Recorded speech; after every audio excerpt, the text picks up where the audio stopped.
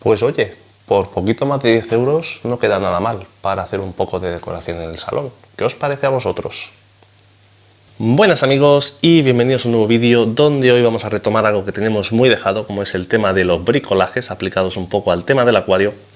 Y también os daré opiniones y consejos personales, como bien sabéis en este canal, con respeto a cualquier otra opinión, gusto de cualquier otra persona, sobre el tema de la retroiluminación, las tiras de LED y el uso decorativo de estos sistemas en los acuarios.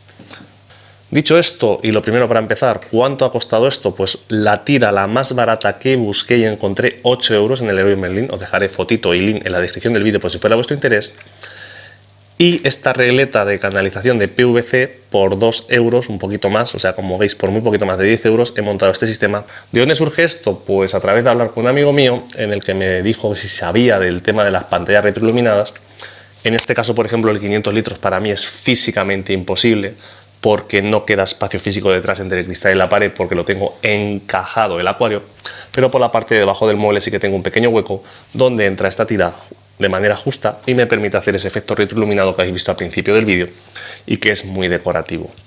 Como veis, además, consejo que os daré al final sobre esta regleta, pues podéis ver que podéis cortar cada 10 centímetros, te lo indica por ejemplo perfectamente aquí o aquí, a ver si puedo ajustar bien. De manera que si tu acuario es más pequeño de 1,50, pues puedes ajustar a la medida, pero bueno, como siempre digo, eso va a ser muy personal. Y ya os digo, me he ido a la más barata que he encontrado para hacerlo sencillamente de ejemplo ilustrativo. Podéis gastaros lo que queráis cada uno, aplicación wifi, sin aplicación wifi, con controlador o sin controlador.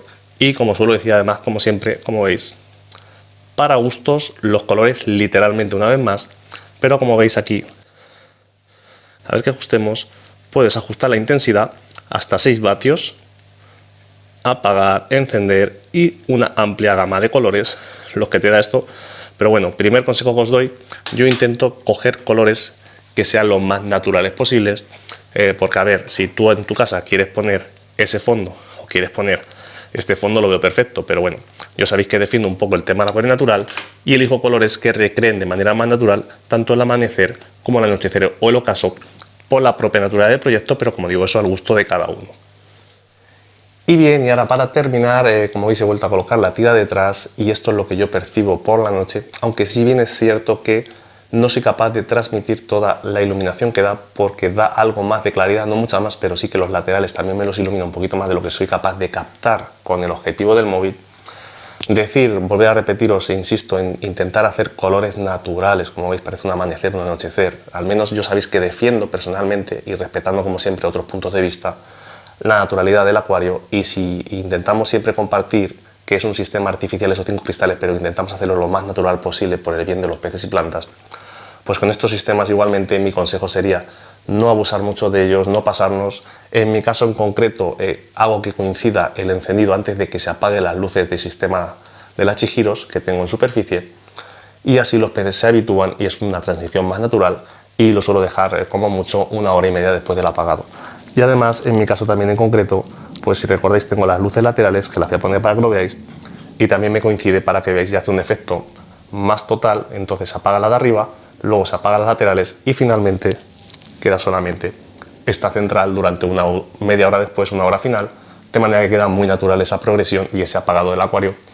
Y como digo, también con la intención de dotarlo de esa parte decorativa, porque para mí el acuario es una parte importante, central de mi casa, de mi hogar. Quiero compartir eso con la gente, y cuando viene la gente, vienen los invitados, que lo disfruten y que el acuario no sea eso que tenemos apartado en un rincón, en una habitación para que no lo vea nadie, sino que, como veis en este ejemplo real, es la parte central de decoración del salón de mi propia casa. Y por eso lo muestro de ejemplo, porque para mí eso es el acuario, algo fundamental, un elemento central y vital en mi propia vida. Espero que os haya gustado el vídeo, ya sabéis, dejar vuestros me gustas, vuestros comentarios, suscribiros, compartir y nos vemos en próximos vídeos. ¡Hasta luego amigos!